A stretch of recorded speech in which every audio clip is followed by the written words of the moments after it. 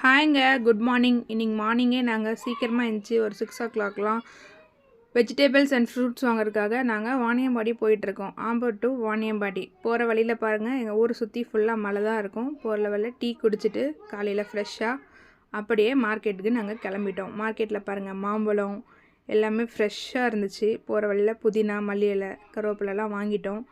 அப்புறம் எல்லாமே தேங்காய், வெங்காயம் எல்லாமே இருந்துச்சு. எல்லா காய்கறிலையும் கொஞ்சம் கொஞ்சம் வாங்கிட்டு, கத்திரிக்காய், அவரைக்காய் எல்லாம் வாங்கிட்டு, மாம்பழம் பைனப்பள்ளி 3 கிலோ 100 பரவாயில்ல தானே, 3 கிலோ 100 வாங்கினோம். அதுக்கப்புறமா லெமன் வந்து 10 ரூபாய்க்கு ஒரு கூறு லெமன் வாங்கிக்கிட்டோம். பப்பாளி இவ்வளோ பெரிய பழமே 30 தாங்க எங்கள் ஊரில். உழவர் சந்தைனால ரொம்ப ரேட்டு கம்மியாக இருக்கும்.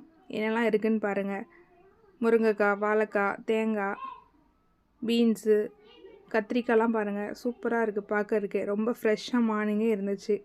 எல்லாமே வாங்கிட்டு அப்படியே சிக்கன், மட்டன் ரெண்டுமே வாங்கிட்டு ரிட்டன் வீட்டுக்கு வந்துட்டோங்க. அவ்வளோதான் இன்றைக்கி மார்னிங் வ்ளாக். சண்டே வந்து சூப்பராக போச்சு. நீங்கள் என்ன பண்ணீங்கன்றதை சொல்லுங்கள். தேங்க்யூ.